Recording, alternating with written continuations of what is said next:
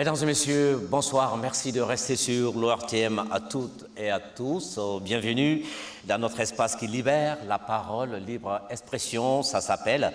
Deuxième numéro, deuxième sujet, quelle politique pour l'avènement d'un secteur privé dynamique, performant, à même de participer de manière efficace et efficiente au développement du Mali.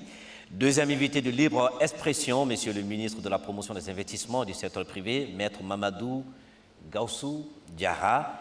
Aussi sur notre plateau, M. Djibril Baba Tabouré, chef d'entreprise, ancien président du RIAO. Le RIAO, c'est le réseau ouest-africain de l'entreprise. Également dans la salle Moussa Balakoulibaly du CNPM et plusieurs acteurs du monde des affaires, des journalistes, des professeurs d'université, des étudiants, bref. Vous tous ici présents, intéressés par la vie du secteur privé malien. Bonsoir, Monsieur le ministre, bienvenue sur ce plateau. Bonsoir. À vous également, Monsieur Tabouré, bonsoir, bienvenue.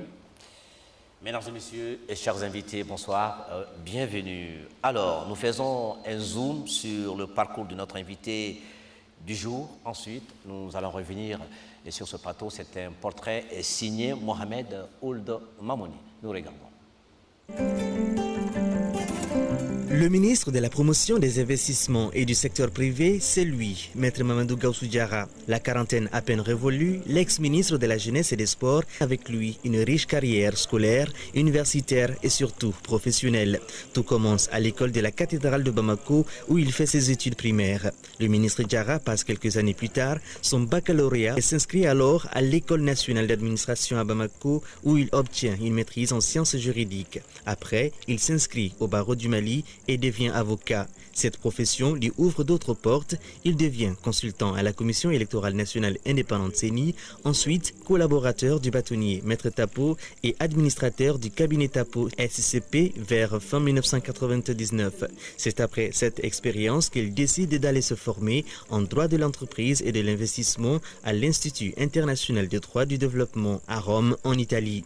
Après cette formation, il se décide et prend le risque de s'installer à son propre compte et crée le cabinet d'affaires Jury Partner dont il devient le promoteur. On peut dire sans risque de se tromper que Maître Diarra est bien en terrain connu dans le domaine de la recherche et de la promotion des investissements et du secteur privé. Il hérite aujourd'hui d'un département dont la mission première consiste à la réalisation de projets innovants, structurants sous la forme d'un partenariat public-privé. Son arrivée à la tête du département contribuera à booster le secteur privé qui crée des emplois et génère des richesses. Par ailleurs, il est très actif dans le domaine sportif puisqu'il est encore le fondateur de Beyond Tennis Club et aussi dans une vie antérieure a pratiqué le journalisme 4 années durant au sein du quotidien Les Échos et du magazine Grain Grain, 2 titres de la célèbre coopérative culturelle Jamana. Il est marié et père de 4 enfants dont un triplé. Maître Diarra a de nombreux hobbies, la lecture, l'écriture, l'informatique, les voyages, le tennis de table bien sûr, le Scrabble et enfin les échecs. Avocat, journaliste, sportif, homme d'affaires, ministre, et tout cela, Monsieur le ministre, est-ce que vous reconnaissez à travers ce portrait-là? Quelque peu. Très bien. Alors, notre thème principal, impact de l'amélioration du climat des affaires sur la promotion du secteur privé au Mali. Première question à vous, Monsieur le ministre. Comment se porte le climat des affaires au Mali? Temps de grisaille, beau temps, ensoleillé, c'est l'embellie, mais c'est quoi ou c'est un secteur vraiment malade? Merci M. Diombélé et bonsoir aux téléspectateurs qui nous suivent à travers le pays et à travers les continents et également à ce public qui est venu participer avec nous à cette émission. Vous me posez la question de savoir s'il s'agit d'une période d'embellie, de grisaille ou autre. Moi, je verrais plutôt un nouveau soleil, un jour naissant, un pays qui sort de crise, une crise assez profonde qui, à un moment, a même menacé son existence. Et si je me réfère un peu à l'histoire des peuples, c'est souvent l'occasion de rebondir et un nouveau départ. Donc, si vous me demandez, moi je suis plein d'espoir et je veux dire qu'il y a aujourd'hui une volonté manifeste de la part des premières autorités de la République, à commencer par le président de la République, son Premier ministre et l'ensemble du gouvernement à travailler à ce qu'il y ait une émergence économique dans ce pays. Et qui parle d'émergence économique pense nécessairement au secteur privé, parce que cela ne peut se concevoir sans un secteur privé dynamique. Alors nous sommes en train de travailler à définir un cadre pour justement l'épanouissement de l'activité privée, économique privée, et également aussi dans le cadre d'un partenariat public-privé, étant entendu que l'intérêt privé ne saurait être à l'opposé de l'intérêt public.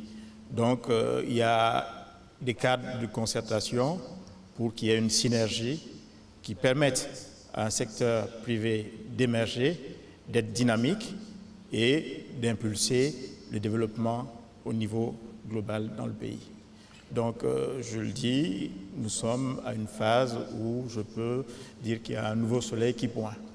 Alors, quand vous parlez, monsieur le ministre, franchement, c'est de l'espoir, vous avez confiance dans quelque chose. Moi, je ne sais pas trop. Est-ce que c'est plutôt l'espoir de la jeunesse que vous portez en vous? C'est ce qui ravive vraiment cet espoir dont vous parlez tant?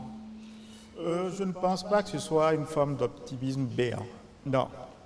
Je veux dire qu'effectivement, je suis dans une posture d'espérance, mais qui se fonde sur du concret. Il y a de cela 2 ou 3 ans, nous étions vraiment dans des situations où on ne pouvait pas valablement parler d'espoir, sinon qu'à paraître ridicule. Et aujourd'hui, Dieu merci, grâce aux efforts conjugués des uns et des autres, nous avons abouti à la signature d'un accord de paix, étant entendu que sans paix, rien n'est concevable. Et aujourd'hui, nous avons une dynamique qui est là, qui nous permet de croire que nous avons les ingrédients pour un départ réussi. Et sans peut-être être trop technique, quand on se réfère ne serait-ce qu'au dernier taux de croissance, 7,2, et qui se fonde essentiellement sur les résultats que nous avons engrangés au niveau agricole, je dis qu'il y a quand même des éléments qui nous permettent de soutenir cet espoir-là. Mais je pense que M. Tabouret, qui est là pour l'équilibre des débats, pourrait éventuellement me rétorquer si éventuellement il n'était pas dans la même veine. Justement, parole de ministre. Et M. Tabouret, vous êtes également sur ce plateau pour enrichir les débats. Vous n'êtes pas de ce bord et certainement que vous n'avez pas les mêmes idées. Et le secteur privé malien, le climat des affaires, comment vous le jugez aujourd'hui? Il est bon? C'est vous qui dites que je ne suis pas du même bord. Mais on est... Vous êtes ministre là, mais non? Non, je ne suis pas ministre, mais on est dans le même bateau. Ah ben très bien. On est dans le même bateau. Oui. D'accord. Tout comme le RTM. Oui, aussi. Ok. Je pense qu'il faut tous qu'on se réjouisse de la stabilisation politique qui est en train de se mettre en place. Je n'ai pas besoin de rappeler ce que ça représente, cette signature des accords de paix. Mais il est important de se souvenir que ce n'est pas seulement la paix qu'il faut pour le pays, il faut la sécurité aussi. Et la signature d'un accord de paix ne garantit pas la sécurité, malheureusement. Ensemble, on doit tous travailler pour arriver à cela. En entendant, je pense qu'il faut aussi se réjouir de ce fameux taux de 7,2% qui a été enregistré pour l'année 2014. Il faut se réjouir que notre pays, dans le classement du Doing Business, a eu une amélioration de manière significative. Le ministre pourra revenir là-dessus, même si pour nous, ce n'est pas la référence absolue.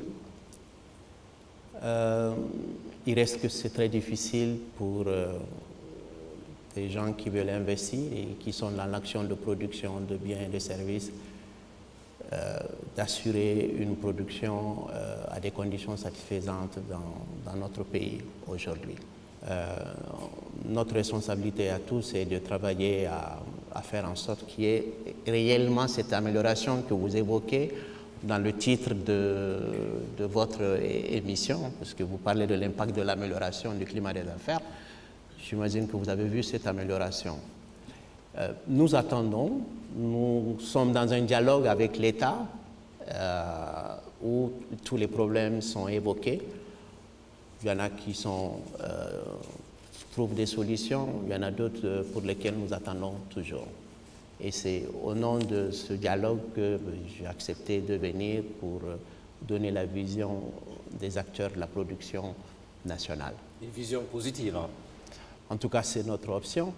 Et une vision de personnes qui ont une conscience très claire de leurs responsabilités et de ce que la vie et de millions de personnes dépendent de ce qu'ils arrivent à mettre en place tant en investissement qu'en tous les jours en action pour la production de biens et de services. Alors, Monsieur le ministre, vous êtes ministre de la promotion des investissements et du secteur privé. De quel investissement s'agit-il? Est-ce que c'est des investisseurs maliano-maliens ou toute autre personne qui investit au Mali? Et de quoi s'agit-il exactement? Monsieur Diambélé, vous avez commencé par votre première question à évoquer la notion d'amélioration du climat des affaires. Effectivement, on n'améliore pas pour améliorer, on améliore dans le sens de, aujourd'hui, promouvoir justement l'investissement. Et l'investissement, il peut être national comme il peut être étranger. Et généralement, quand on fait des statistiques, on se rend compte que la plupart des États, et même les premières puissances au monde, sont en général, ou en tout cas ont des économies qui fonctionnent à travers les IDE, c'est-à-dire les investissements directs étrangers. Mais on a l'habitude de dire chez nous, l'argent a peur du feu. Alors, pour qu'un investisseur, qu'il soit national ou étranger, vienne dans votre pays, il a besoin d'être rassuré. Non seulement par rapport à l'environnement sécuritaire, puisque M. Taboulé a rappelé que sans sécurité, il n'y a pas d'investissement, mais une sécurité qui peut se décliner en termes, est-ce qu'il y a un risque pour moi de me faire agresser, ou en termes aussi juridiques. Et pour ce faire, nous, en tant qu'institution étatique, nous travaillons à établir un cadre légal et réglementaire qui soit à même de rassurer par rapport à la destination. Nous créons le cadre pour dire à l'investisseur, lorsque vous venez dans notre pays, nous allons vous traiter comme on traiterait un national. C'est le traitement national. Ensuite, nous allons vous permettre, si vous n'êtes pas un national, de rapatrier le produit de votre investissement. Ça aussi, c'est une étape décisive. Ensuite, l'investisseur, il se dit, est-ce que si j'ai un problème avec un partenaire local, il y a une justice saine, ou bien, même s'il y a une justice saine, j'ai la possibilité d'aller vers un système arbitral. Et c'est pourquoi nous avons, au niveau international, donc adhéré à des traités et engagements internationaux, notamment la CRDI et le MIGA, qui sont autant d'instruments à même d'établir une certaine crédibilité pour la destination. Mais en plus de cela, il y a des aspects d'ordre plus pratique. Est-ce qu'en venant dans un pays avec de l'argent pour investir, j'aurai la faculté d'avoir accès, par exemple, à la propriété foncière, ou à défaut, d'avoir un titre qui me garantisse une exploitation paisible dans le temps? Alors, mais est-ce que tout cela est garanti dans notre pays, le Mali? C'est autant d'indicateurs qui établissent la place des États dans le classement Doing Business. Et comme il l'a dit, nous avons un bon classement, bien que les méthodes aient quelque peu évolué au niveau du groupe Banque mondiale, mais nous avons quand même, par rapport au passé, fait vraiment des évolutions qui permettent aux gens d'avoir accès à la terre, d'avoir accès à un compteur, etc., etc. Donc, c'est autant d'éléments qui permettent d'apprécier la destination Mali et de faire en sorte que, de façon comparative, lorsqu'il y a une possibilité pour un investisseur, qu'il dise « je choisis la destination Mali ». Donc, on parle en ce moment d'amélioration du climat des affaires et l'investissement, comme je l'ai dit, il est à la fois étranger, mais également national. Maintenant, dans le cadre du dialogue public-privé que nous avons ou que nous sommes en train d'établir avec le secteur privé, l'idée est de pouvoir justement mobiliser cette épargne au niveau national pour le mettre dans des canaux de financement pour que nous ayons dans un proche avenir des infrastructures qui puissent être financées par les privés maliens et que les privés y trouvent leur compte tout en faisant en sorte que le public ait la satisfaction par rapport à la disponibilité d'un service public. Vous l'avez évoqué tous les deux, M. Tabouré, ensuite vous, Monsieur le ministre, il s'agit du Doing Business de la Banque mondiale 2015 qui classe le Mali premier pays réformateur en termes d'amélioration du climat des affaires. Alors, en quoi, Monsieur le ministre, le pays mérite-t-il ce classement, cette mention très honorable, on va le dire, hein, si nous étions en classe, le professeur aurait noté élève excellent. D'où ça vient? Ça vient simplement des efforts qui ont été faits. Est-ce que ces efforts existent réellement? Ces efforts existent réellement. Est-ce que vous avez raison d'en douter? Non. J'étais en train de vous expliquer quels étaient les indicateurs qui permettaient d'aboutir à un classement pareil. Et je peux vous le dire, quand vous prenez exemple sur la création d'entreprises, on peut, en 72 heures, créer une structure de type commercial et avoir tous les documents pour pouvoir opérer. Il suffit de créer en 24 heures. En 24 heures, on peut avoir une autorisation d'exercer, décernée par un guichet unique qui est créé au niveau de l'API, l'Agence pour la promotion des investissements. Mais c'est vraiment autant d'améliorations qui, comparativement au passé, n'existaient pas. Il fallait parfois 2 à 3 semaines pour pouvoir créer simplement une SARL. Aujourd'hui, on a pu avoir, avec bien sûr la volonté politique, un fonds dédié au secteur privé pour justement également accompagner le secteur privé et lui faciliter l'accès aux sources de financement. Bon, tout ça, c'est autant d'éléments qui font que aujourd'hui, effectivement, on a estimé que dans la région, le Mali était un pays qui avait fait beaucoup d'efforts, qui méritait ce classement-là. Alors, c'est très facile de créer une entreprise au Mali. Est-ce que c'est facile d'exercer? C'est ça la question. Non, dans l'absolu, nulle part, ça n'est facile d'exercer, de faire tourner une entreprise et dans la rentabilité. Mais avant d'arriver à ça, je voudrais revenir sur le point de Doing Business. Je fais exprès de l'évoquer avant Monsieur le ministre, parce que je sais qu'il ne manquerait pas de l'évoquer, que c'est bien le dada des politiques, et ils ont des raisons de le faire. Ils sont dans leur rôle. Oui, oui, absolument. Mais à part que nous, on n'a pas été les premiers à l'évoquer. Non, mais je fais exprès de l'évoquer pour couper court à beaucoup de choses. Mais juste pour dire que c'est un indicateur qui a sa valeur, parce qu'il en faut toujours. Mais la réalité des choses, c'est quel est le sentiment réel de ceux qui sont sur le terrain et qui investissent et qui sont dans l'acte de production. Parce que l'investisseur étranger, quand il se décide à investir dans un pays, il a beaucoup de considérations qui lui sont propres. Mais il va regarder quel est le ressenti de ceux qui sont déjà sur place. Et c'est les investisseurs nationaux, cela. Ah, très bien. Et si vous permettez, quel est le ressenti? On va donner la parole à des dames qui sont là. Et nous avons ici Simpara Assitan Keita, elle est promotrice et gérante de Kissima Industries. Nous avons également Madame Sissé Fatimata Kouyaté, elle est présidente de l'AMAVT, c'est l'Association malienne des agents de voyage et de tourisme. Madame, on va commencer par Madame Simpara. Comment ça se passe sur le terrain? Quel est votre sentiment? Le climat des affaires, il est bon au Mali? Vous êtes satisfaite, vous, les femmes surtout? Ça va? Ça se passe bien? Merci Djombélé de me donner la parole. Moi, je remercie les organisateurs de ce débat, quand même, qui est une très bonne initiative, qu'on l'encourage beaucoup. Ce n'est pas facile d'avoir un ministre devant soi et qui vienne s'expliquer devant nous et qu'on puisse échanger. En tout cas, c'est une initiative à saluer. Oui, la direction de l'ORTEM vous donne l'occasion de le faire. Ok. Et encore que j'ai reçu dans mon bureau plusieurs fois. Alors, c'est une énième occasion qui s'offre à vous, madame. Allez-y. D'accord. Moi, je remercie le ministre. C'est vrai ce qu'il a dit, il va souvent être reçu dans son bureau. Mais au Mali, nous, les femmes entrepreneurs, moi, je parle aujourd'hui en tant que femme entrepreneur.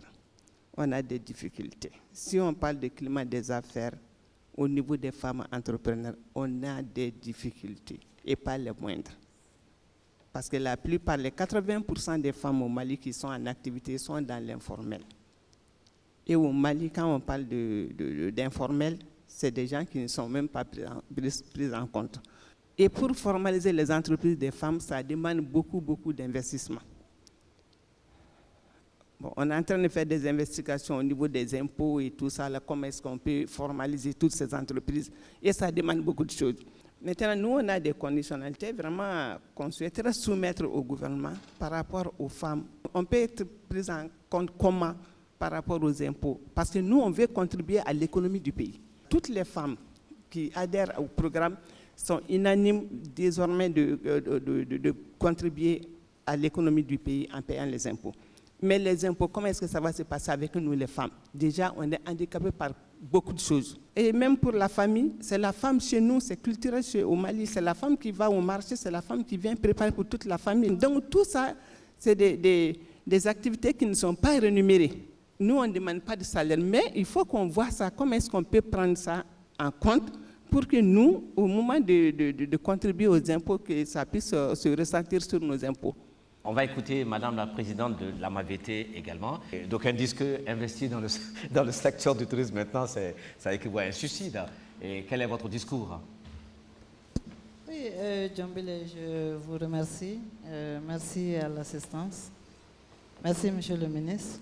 Au lendemain de la signature des accords d'Alger, qui donne quand même un grand espoir au Mali entier, tant sur le plan de la sécurité que sur le plan de la relance de l'économie, effectivement, je suis là pour le secteur du tourisme, un secteur sérieusement sinistré, un secteur qui a pris un grand coup avec cette crise politico-sécuritaire qui a vu la désertion totale de la destination Mali. En ce sens que depuis 2008, la première prise d'otage, il n'y a plus de touristes au Mali.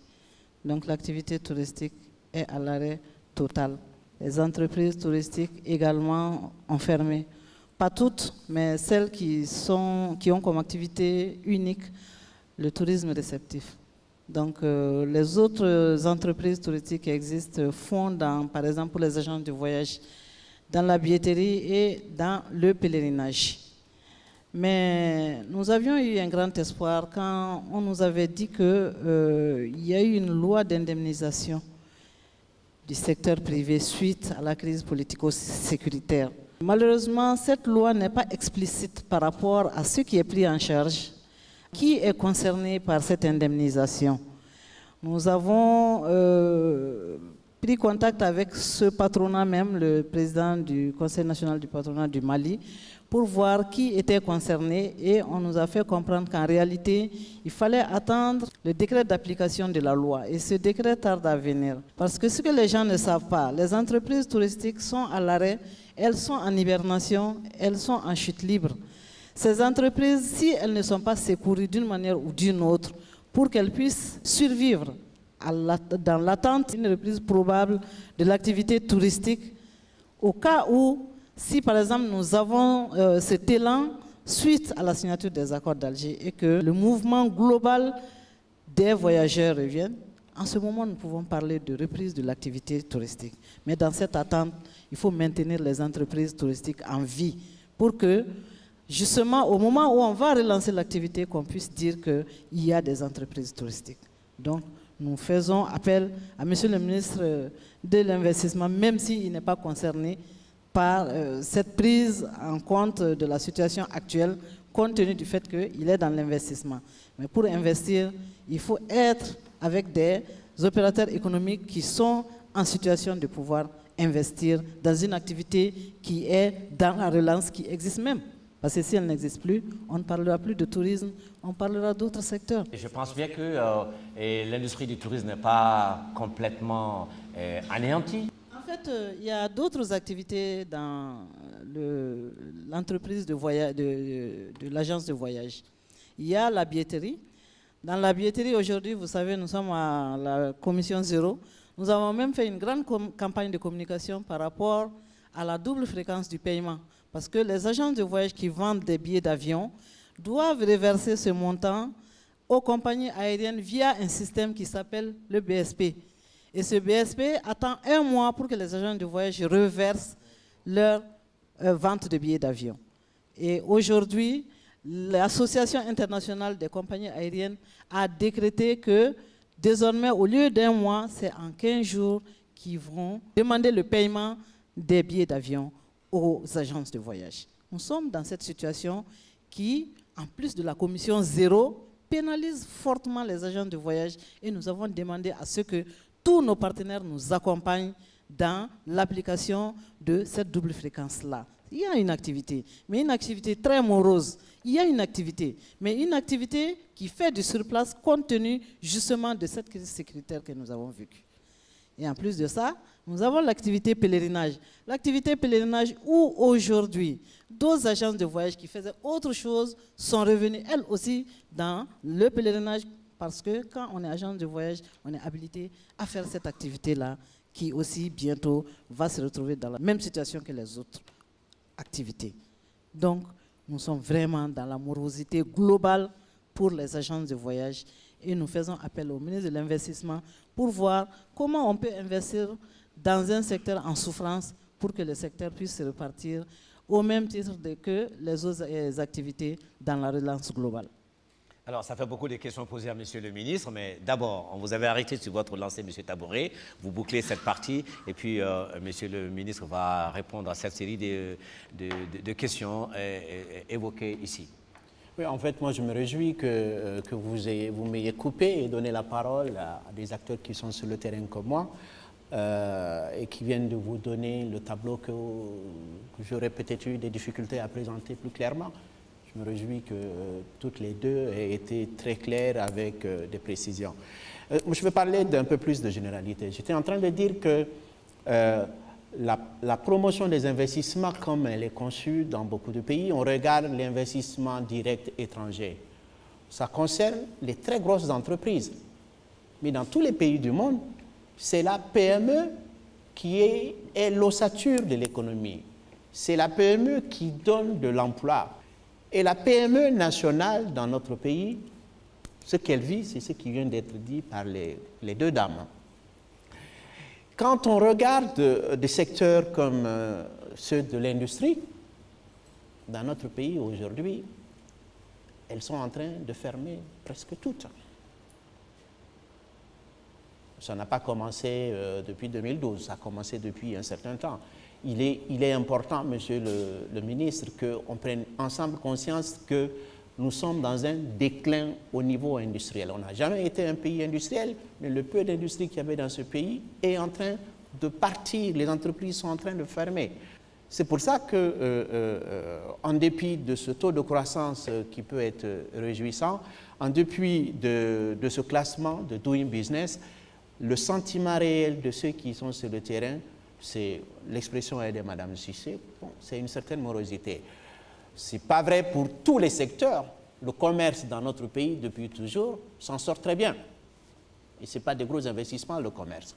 Donc, en part, le commerce et l'industrie minière, parce qu'elle est déconnectée de l'économie réelle, je connais très peu de secteurs qui se réjouissent de ce qui est en train de se passer depuis quelques années dans notre pays.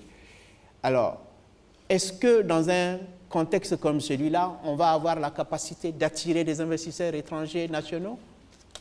Oui, il y en a qui arrivent, mais on est à l'évidence privé de capacité d'attraction parce que le vécu de ceux qui sont sur le terrain n'est pas réjouissant.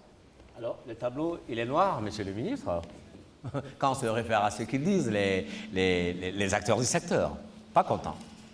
Oui, je ne dirais pas moi qu'il est noir. Je dirais peut-être encore une fois, je suis dans la perspective du soleil levant. Parce que tout ce qu'on dépeint, comme ils l'ont dit, ça n'a pas commencé maintenant. Et en plus, quand on remonte, ne serait-ce que sur les 3 dernières années, même dans les secteurs qui ont été fortement sinistrés tels que le tourisme, on peut dire qu'aujourd'hui, il y a de l'espoir. Parce que, comme l'a dit Mme Cissé, c'est vrai que la destination Mali a été complètement délaissé, et même à la limite un moment, quand on parle Mali, les gens voyaient rouge, que ce soit dans le domaine de l'investissement ou même du simple tourisme. Mais aujourd'hui, nous avons quand même déployé une forme de diplomatie économique. Nous sommes allés vers des partenaires, des pays amis, et je pense qu'il y a quand même des lampions qui s'illuminent, qui nous permettent d'espérer. Vous avez, sur les 2-3 mois, 2 grosses compagnies aériennes qui ont décidé de desservir le Mali. Lesquels? Turkish Airlines, sans faire de la publicité, et depuis 24-48 heures, il y a Emirates qui se propose de desservir la destination Mali avec des fréquences de l'ordre de 4 passages par semaine. Madame, je me dis, dans le secteur de la billetterie, il y a de l'espoir. On peut espérer. Et je suis totalement d'accord avec elle. Le tourisme a été fortement affecté. J'ai commencé dans mes premiers propos à le dire. Là où il y a le feu, personne ne veut aller. Et c'est pourquoi j'ai dit qu'aujourd'hui, l'espoir renaît avec la signature des accords. Et c'est sûr aussi que tout ne va pas, du jour au lendemain, passer du rouge au vert. S'il y a un cheminement qui est là, qui est logique, qui est progressif, mais qui ne peut aboutir que lorsqu'il y a une synergie. Parce que ça ne sert à rien quand il y a certains qui essaient de pagayer dans un sens et que dans l'autre, dans le sens contraire, les autres pagayent. Même si on est dans la même barque, c'est sûr qu'on n'avancera pas et que Dieu nous préserve, mais la barque ne peut pas progresser dans ce sens-là. Et c'est pourquoi, il faut le dire, nous avons quand même créé le cadre d'un dialogue et d'une interaction avec le secteur privé. Nous sommes conscients que le secteur privé a des difficultés, mais il faut aussi que le secteur privé comprenne qu'il y a la volonté politique, qu'il ne s'agit pas de l'expression d'un simple vœu pieux, mais d'une volonté réelle. La commission mixte est présidée personnellement par le Premier ministre. Et les débats sont assez démocratiques. Les problèmes qui sont évoqués sont traduits en termes de recommandations et ensuite d'instructions par le Premier ministre pour que solution leur soit trouvée. Et je me dis, si nous continuons la concertation, les problèmes qui sont évoqués trouveront leur solution. Il y a Mme Sempara qui nous a parlé de la problématique des femmes qui évoluent la plupart dans le secteur informel. C'est vrai. Mais vous pensez que le secteur informel n'arrange pas non plus l'État. Ça veut dire que c'est une frange de l'activité économique et pas des moindres qui passe au travers du système de fiscalisation. L'impôt doit s'appliquer partout où il y a revenu. C'est la logique. Alors, nous travaillons également dans le cadre de l'amélioration du climat des affaires à permettre une certaine structuration à ces dames-là. Nous avons au niveau de la cellule technique de réforme du cadre des affaires, dans le pipe, une carte de l'entrepreneur, qui est une sorte de carte d'identité qui sert à la fois pour l'épargne, qui sert d'identification, qui sert de carte d'assurance sociale, c'est-à-dire l'AMO, pour justement cette frange de la population qui, jusque-là, vivote. Ensuite, nous n'avons pas, en tant qu'État, et dans le contexte qui est le nôtre aujourd'hui, les ressources pour pouvoir financer ou subventionner directement les activités. Mais nous avons quand même la possibilité, auprès de partenaires, d'avoir des projets, des programmes allant dans le sens de l'accompagnement. Sur les 3 derniers mois, on a signé au moins 3 ou 4 conventions avec des banques de la place, avec des pays amis. Je veux citer par exemple l'ambassade des États-Unis, l'ambassade de Suède et autres, pour des projets en direction uniquement des femmes, pour permettre que les banques de la place puissent recevoir et accompagner des initiatives dans ce sens. C'est pareil dans le secteur du système financier décentralisé SFD, les microfinances. Nous avons aujourd'hui des études et des projets ou des produits, pour reprendre l'expression des banquiers eux-mêmes, en direction des femmes pour leur permettre à ces dames qui ont des revenus très limités de pouvoir avoir accès à des financements à la hauteur de leur activité. Mais par contre, là où je ne comprends pas bien non plus la logique de Mme Sempara, c'est de penser à un système de fiscalisation pour les femmes.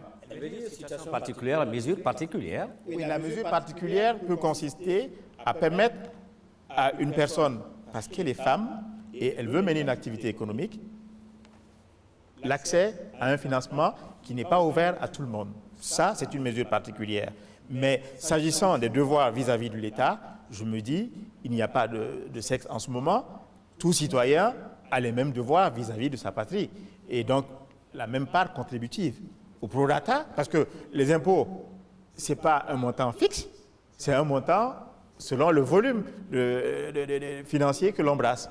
Donc, c'est au prorata de l'activité économique. Il y a des femmes qui sont immensément riches et je ne vois pas pourquoi elles paieraient moins d'impôts parce qu'elles sont femmes et que des hommes avec le même niveau de fortune payent plus. Ce n'est pas non plus une justice sociale. Elle n'est pas d'accord. Vous lui faites face, elle n'est pas d'accord. Moi, je voudrais, si vous permettez, je voudrais sur ce point-là dire deux, trois choses.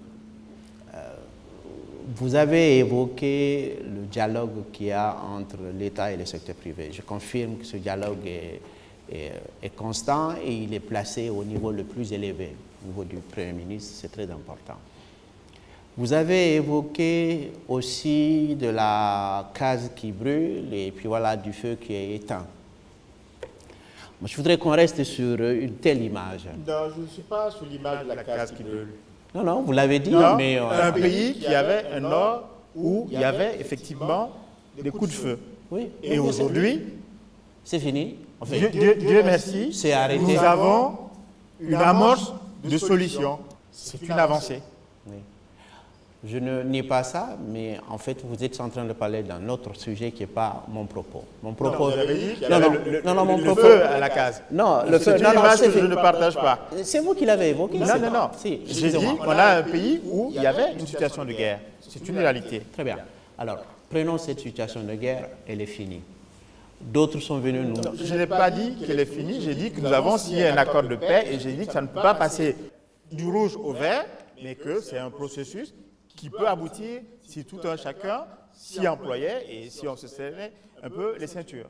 C'était ça. Vous êtes un excellent avocat, je sais vos aptitudes à la défense. Je pense que vous êtes également un avocat à votre façon, mais vous êtes en train d'amener le débat sur un Laissez-moi schéma. terminer, vous Allez-y, verrez allez-y. qu'il n'y a pas matière à Allez-y. débat. Le débat, il est sur autre chose. Oui, allez-y. Je dis, notre case, elle brûlait. On a appelé les autres, il ne faut pas se voiler la face, on a appelé les autres, ils sont venus nous aider pour éteindre le feu. C'est votre affirmation.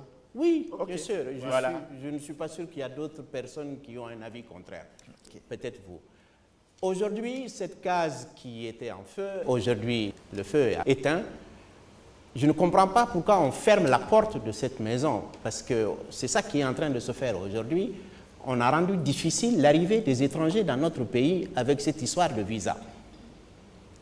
Est-ce que, Monsieur le ministre, est-ce qu'on ne peut pas ensemble faire comprendre à ceux qui ont pris une telle mesure que ce n'est pas l'intérêt du pays de fermer le pays au moment où on a le plus besoin d'investissements étrangers, au moment où on a le plus besoin de touristes? On parle de raisons de sécurité. Certes, nous sommes tous conscients de la nécessité de veiller à la sécurité du Mali. Et nous en avons parlé au comité. Vous avez évoqué avec beaucoup de raisons le cas de Emirates et le cas de Turkish qui sont des preuves que le pays est en train d'être apprécié au point que d'autres viennent. Mais je sais par d'autres moyens que ceux de Emirates, quand ils devaient venir, c'était plus possible d'avoir de visa à l'arrivée. Il a fallu des interventions pour pouvoir avoir un visa pour que ces personnes viennent. Et ces personnes dont vous vous glorifiez de leur arrivée ont du mal à atteindre le pays. Et aujourd'hui, il n'y a pas que ces personnes, il y a beaucoup d'autres investisseurs qui ont du mal à venir dans notre pays. C'est un tort qu'on est en train de faire au pays. Alors ensemble, si on peut, tout en préservant la sécurité du pays, si on peut ouvrir cette case qui est encore, le feu n'est pas éteint complètement, il y a encore des poches d'insécurité dans notre pays, ouvrons la porte. C'est dans l'intérêt du Mali, c'est dans l'intérêt des gens qui vivent dans ce pays et qui ont besoin de gagner leur vie dans ce pays. Très bien, on va écouter madame qui voulait également réagir à ce que le monsieur... Oui, mais je pense que les vous voulez... propos de M. Bon, Taboulé d'accord, allez-y. sont d'importance et il est bon que je réagisse avant que ça ne se noie dans... C'était pas le sujet Non, du feu qui était ou pas. non, C'était autre mais chose. vous m'avez prêté des mots qui n'étaient pas de moi. D'accord. Encore une fois, à l'image de la case qui brûle, je ne la partage pas. Je pense que le pays a eu des problèmes, comme ça arrive à tous les pays du monde.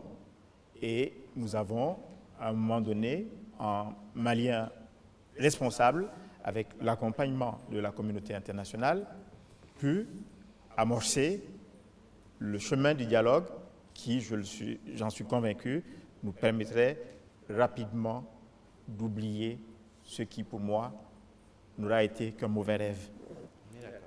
Et je veux continuer à rêver, mais pas en termes de cauchemar. Pour vous dire, moi, en tant que ministre en charge de la promotion des investissements, je dis bien promotion, j'ai pour mission de promouvoir la destination Mali, amener les gens à s'intéresser au Mali, à venir découvrir ce qu'il y a au Mali. Donc, je ne peux pas ne pas être affecté par la situation que vous décrivez. Je suis d'accord, il y a un effort à faire. Mais encore une fois, dans le dialogue, tout est possible. Je comprends aussi, en tant que ministre, membre d'un gouvernement, la décision qui a été prise par mes collègues en charge de la sécurité, qui à un moment donné ont estimé qu'il fallait faire attention de ce côté-là. Mais, encore une fois, dans le cadre d'un espace de dialogue, on peut, raison contre raison, essayer de voir comment assouplir ces mesures et comment concilier les deux intérêts. Attirer, accueillir à bras ouverts les visiteurs bienveillants, tout en ayant un système de filtre qui fasse attention à ceux qui ont d'autres desseins. C'est un peu ça. Donc, n'allons pas dans des extrêmes. Je suis d'accord. Nous travaillons dans le sens que vous venez de décrire. Le Premier ministre s'est personnellement impliqué dans le dossier suite à la dernière réunion de la commission mixte. Et il y a une commission qui planche là-dessus pour essayer de voir les voies et moyens qui peuvent permettre de faciliter l'obtention du visa malien et l'arrivée donc des visiteurs bienveillants sur notre territoire, qui a toujours été un territoire accueillant et ouvert à l'étranger. Je me réjouis de vous entendre dire ça. Est-ce qu'on peut espérer la même évolution significative comme pour les passeports? Je pense que les deux problèmes ont été posés lors de la réunion de la commission mixte.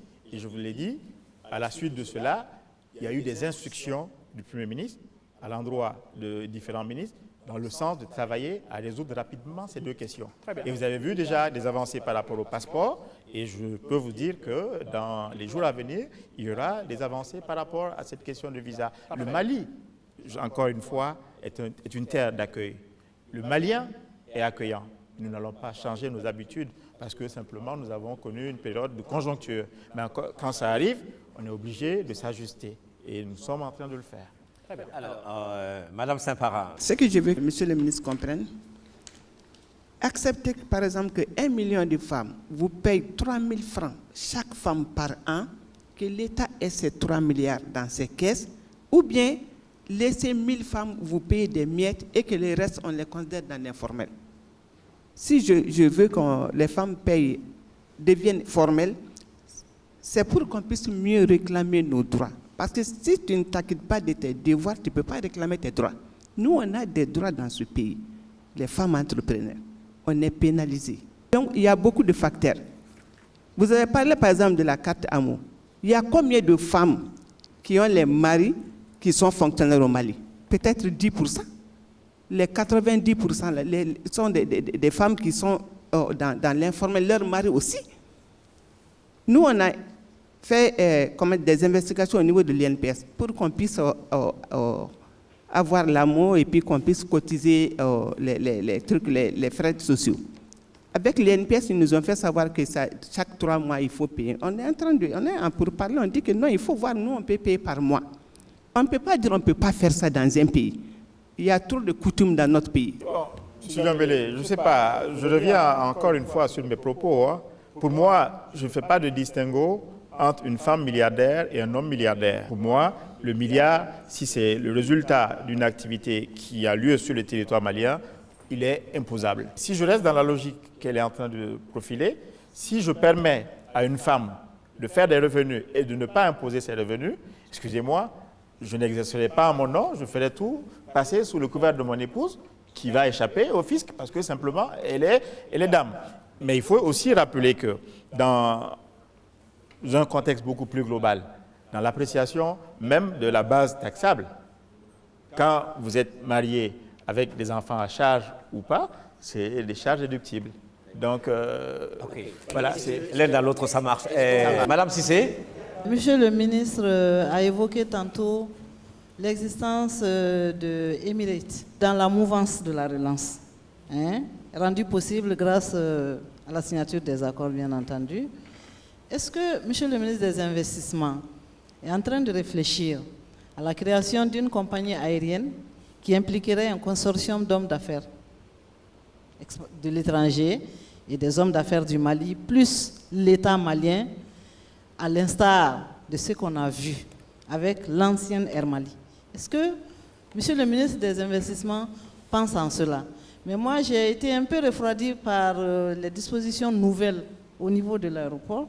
Est-ce que nous sommes réellement dans la dynamique de la relance de cette activité tourisme au Mali?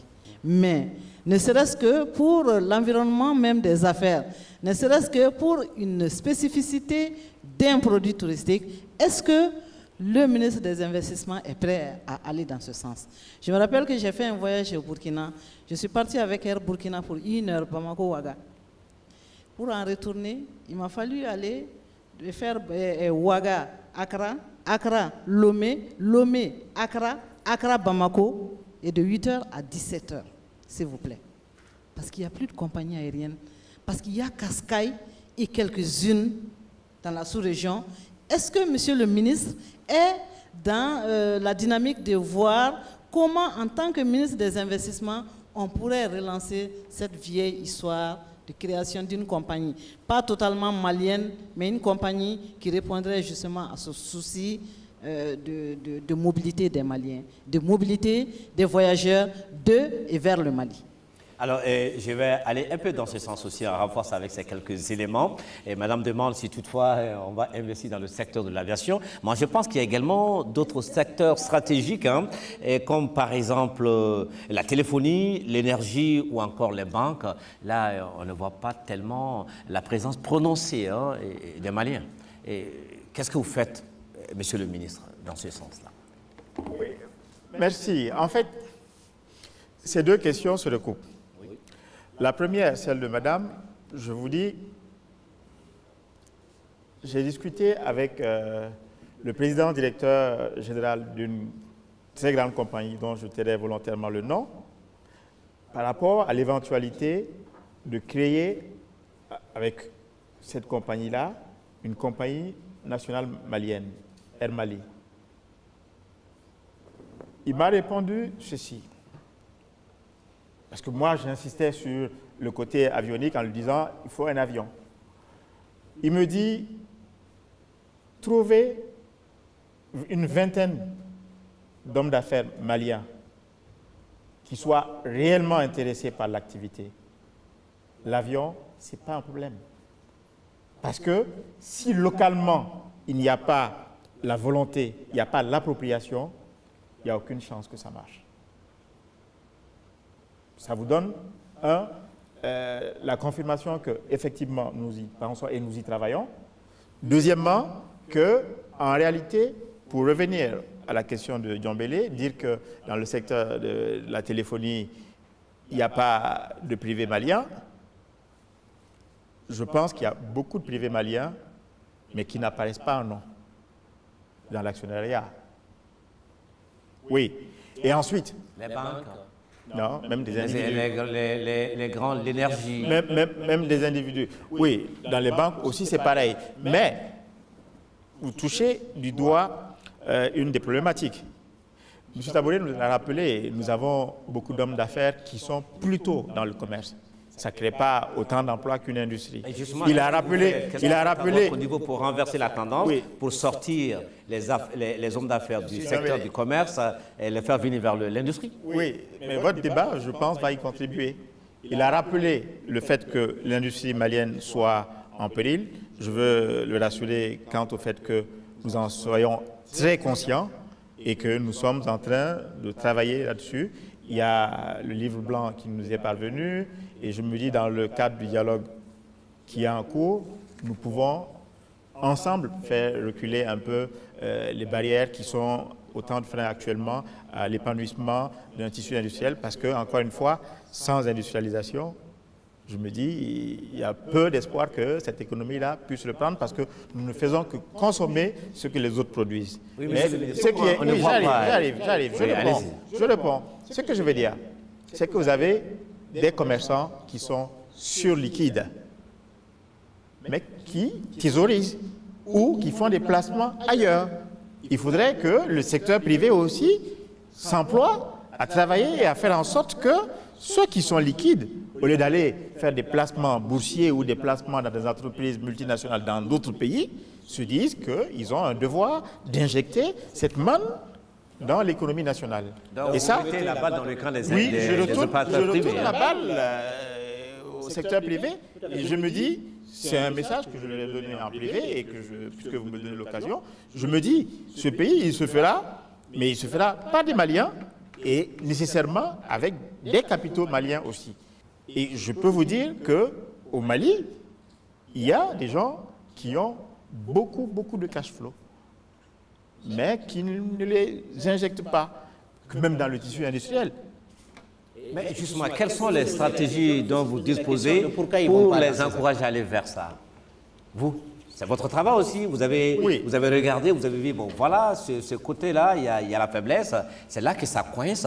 Qu'est-ce que vous avez mis en place comme politique, comme stratégie pour les encourager à investir? Le premier instrument, c'est prendre une loi pour instituer un code des investissements qui donne un régime fiscal favorable pour quelqu'un qui vient, qui injecte de l'argent dans une activité de type industriel qui crée des emplois.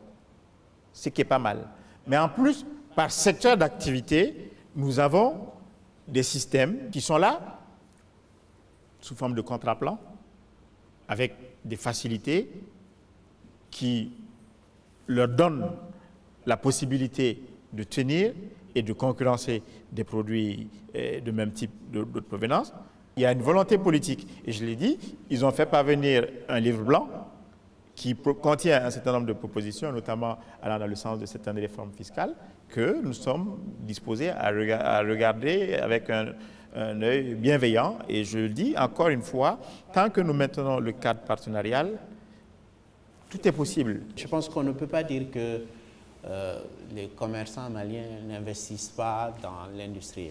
C'est rare. Il n'y en a pas beaucoup. On est bien d'accord. Je pense que ce serait bien qu'il y en ait plus. La question qu'il faut se poser, mais pourquoi il n'y en a pas autant? Pourquoi quelqu'un qui a de la trésorerie, qui a de l'argent, il ne va pas investir dans l'industrie? C'est probablement, je dis certainement parce que les conditions d'exercice de l'industrie dans notre pays aujourd'hui sont très difficiles et qui ne permettent pas de garantir une rentabilité que quand on fait du commerce, on a très facilement et sur un délai plus court. L'investissement industriel, ça demande plus de temps pour que ça commence à produire ses effets. Aujourd'hui, quand on se met à produire des biens au Mali, et même ne serait-ce que dans l'agro-industrie, on est concurrencé par des importations de l'étranger à des conditions qui font qu'on ne peut pas rentabiliser. Et en plus, vous n'avez pas l'accompagnement des banques. Oui, et les banques ne sont pas toujours outillées pour accompagner les dossiers industriels. Elles sont excellentes sur le commerce parce que les délais sont très courts et les garanties sont là. Donc, il y a tout ce changement. Et ça ne va pas se faire d'un coup. Et ce n'est pas une nouvelle situation. Il faut qu'on soit bien d'accord sur ça. Sauf que si on ne s'attaque pas à ça, si on ne réfléchit pas aux conditions de faire en sorte que l'État, dans son autorité naturelle, veille par exemple au respect de la concurrence, parce que c'est ça qui mettrait en confiance quelqu'un qui a de l'argent et qui importait des marchandises, il décide, bon, plutôt que d'investir, je fais de la substitution à l'importation, je crée une unité. Quand il se met à créer une unité de production locale, les autres qui sont restés dans le commerce vont le concurrencer, il ne s'en sort pas. Est-ce que demain, l'État ne peut pas renforcer son autorité là-dessus et est capable de faire respecter ça? Dans les pays les plus capitalistes au monde, l'État a une forte autorité et veille au respect de la concurrence. Quelqu'un qui a de l'argent à partir de l'activité de commerce, qui veut investir dans l'industrie, il va se poser la question, est-ce que j'ai l'assurance que si je fais cet investissement et que je suis en association avec d'autres personnes, parce que le commerce, on y va tout seul, mais quand on passe dans l'industrie, il vaut mieux être associé avec d'autres personnes. Est-ce que j'ai l'assurance que si demain j'ai un problème, la justice va me permettre de me préserver mes droits? Ce n'est pas garanti dans notre pays, malheureusement.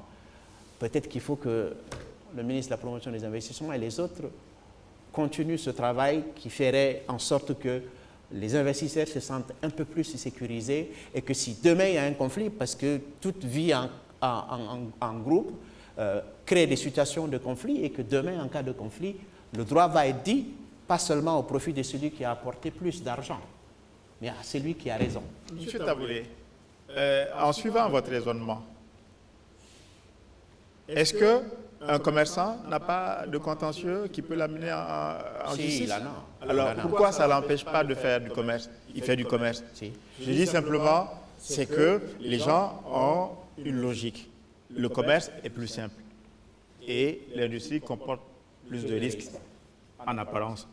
Parce que quand vous commandez, je dis en apparence, quand vous commandez des marchandises et que le navire en cours de route perd votre conteneur, il est assuré.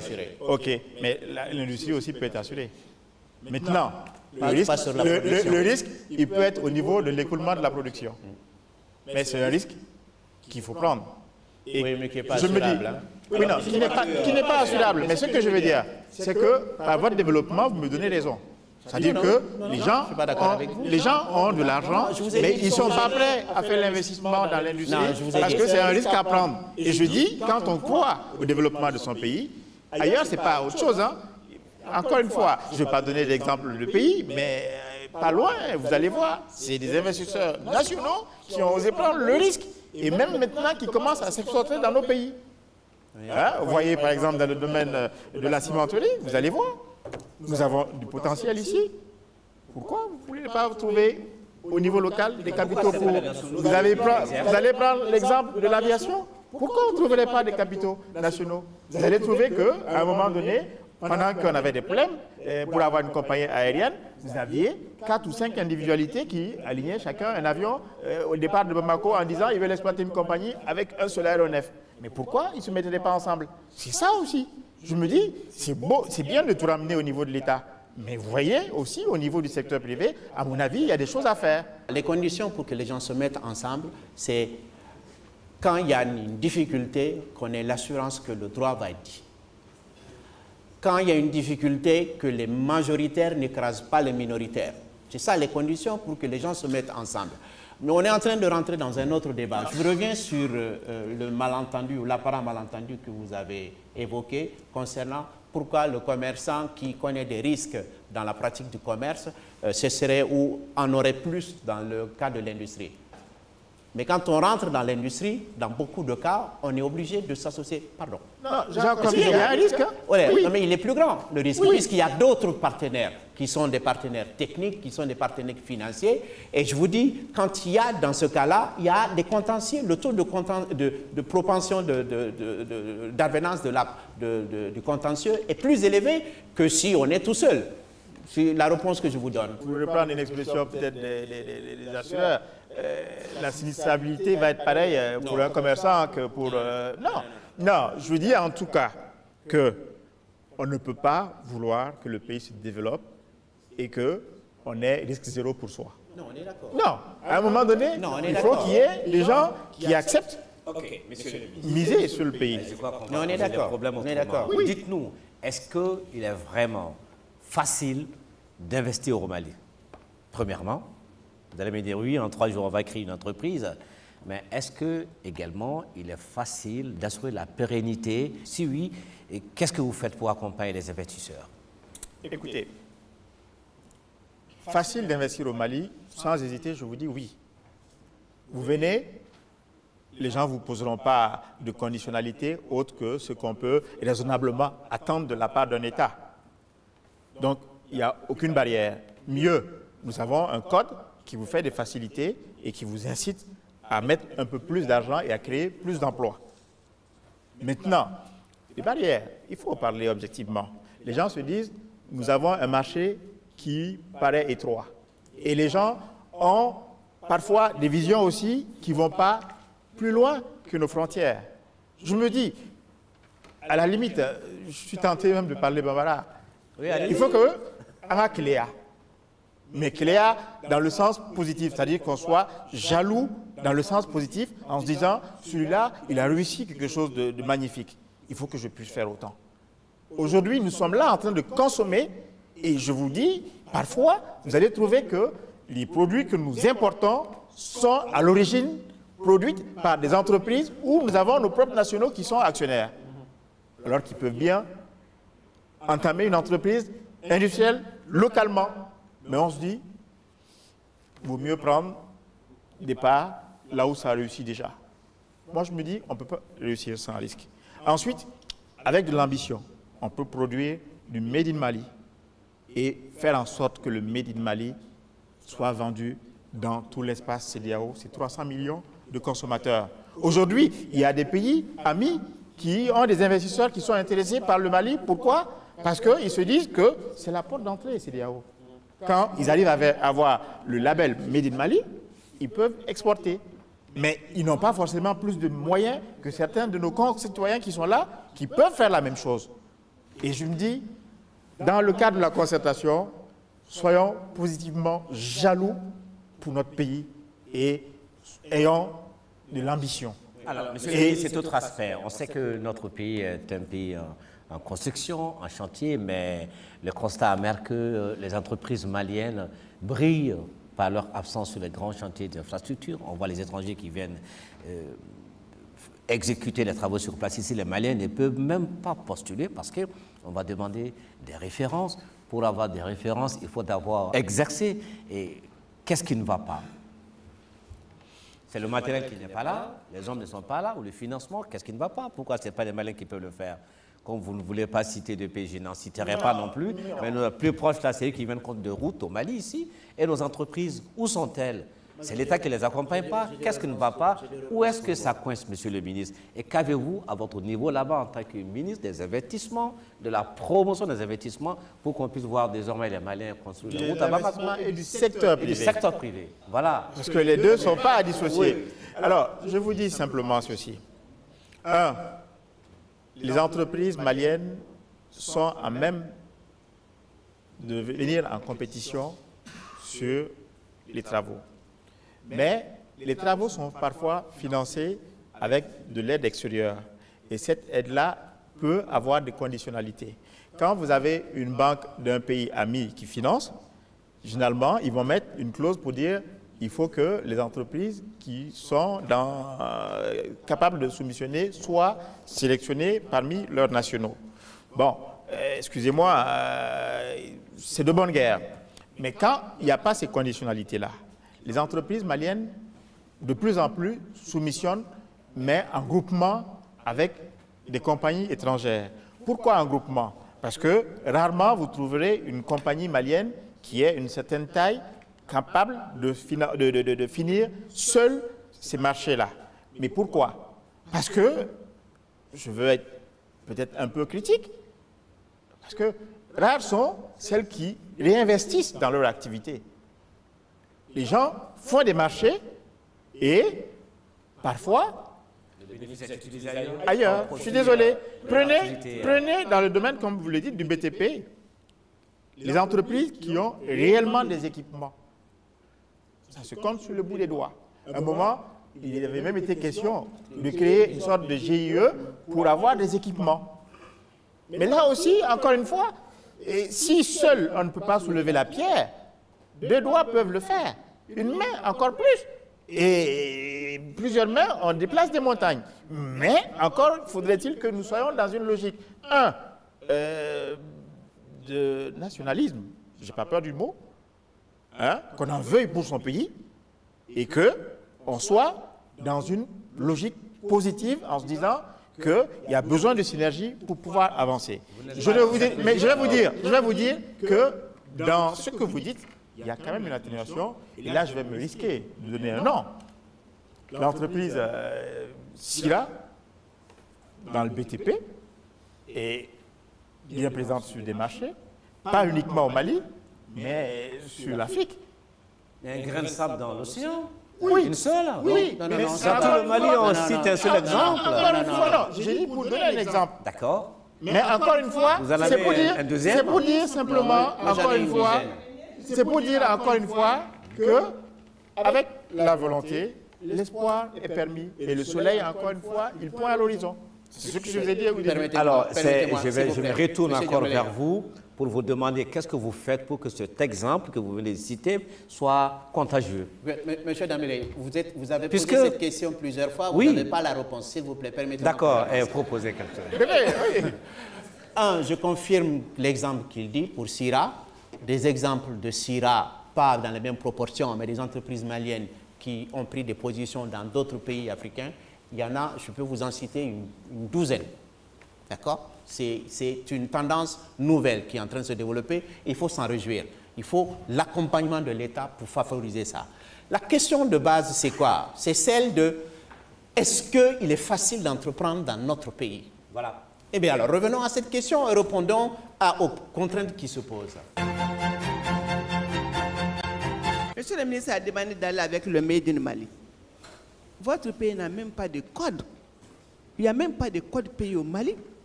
Les codes barres là, il n'y a aucun produit au Mali. Ceux qui sont là, c'est avec les numéros de téléphone et tout. Je viens d'une mission commerciale avec le cadre intégré et l'APEX. On a échangé, mais il n'y a pas de code pays. Comment est-ce qu'on peut exporter des produits, par exemple, agroalimentaires sans code barre? Aux États-Unis, c'est la seule chose qu'on nous a demandé. Nos produits sont très bien, mais il y a un problème de certification. Il y a Amanorm qu'on vient de créer. Amanorm, qu'est-ce que Amanorm fait? On n'a pas l'information. Il y a problème dans ce pays. Oui. Il n'y a pas d'emballage. Je peux terminer mon raisonnement? Monsieur Diomele, je suis désolé. En Mais fait, vous ça va dites faire d'aller un avec le raisonnement, Made in Mali, ce n'est pas possible. un raisonnement sur Les un autre, conditions mais ne sont pas réunies. permettez que je réponde avec votre permission, monsieur Tambouré. En fait, cette problématique-là, je l'ai évoquée avec madame. À l'époque, je n'étais pas en charge du secteur. Et elle m'a convaincu. Ma première mission hors du pays, quand j'ai été nommé à ce poste, en tant que ministre en charge de la promotion des investissements du secteur privé, j'ai eu le bonheur de rencontrer une dame qui est chargée de la promotion du label Made in South Africa. J'ai pris sa carte, je suis revenu, j'ai cherché madame, je lui ai donné.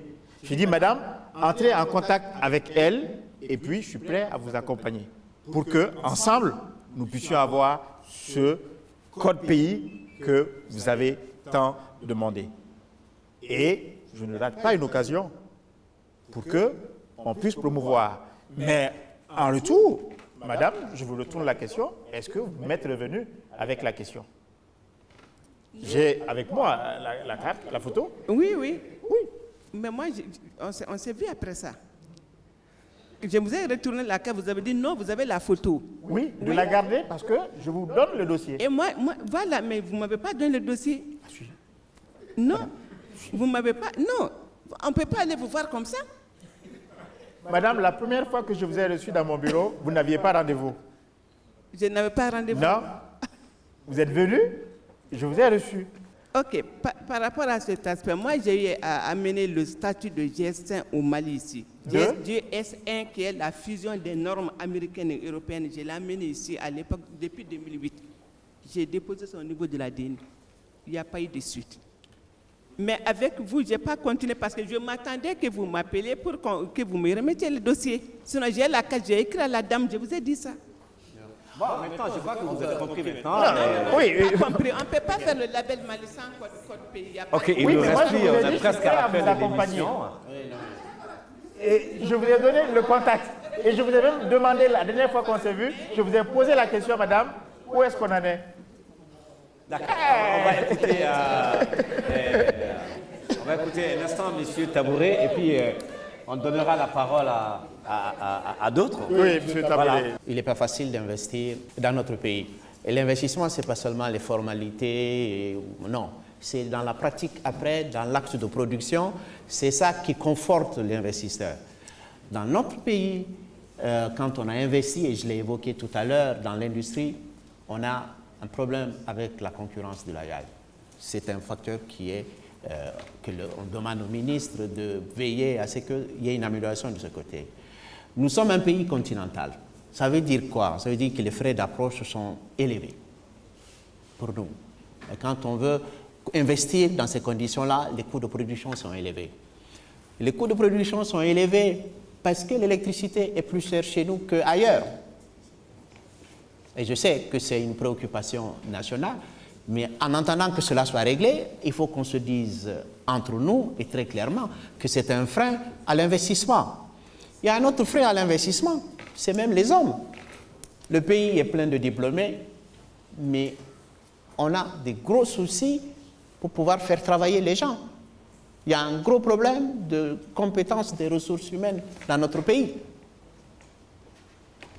Et ça, c'est un frein à l'investissement. Et ça coûte cher, ça coûte cher. On va passer la parole à d'autres qui vont poser la Oui, question. oui, mais par contre, nous avons Monsieur Sissoko. Vous êtes malien de la diaspora qui rentre, hein, qui ouvre une entreprise de gardiennage. Hein, c'est bien cela.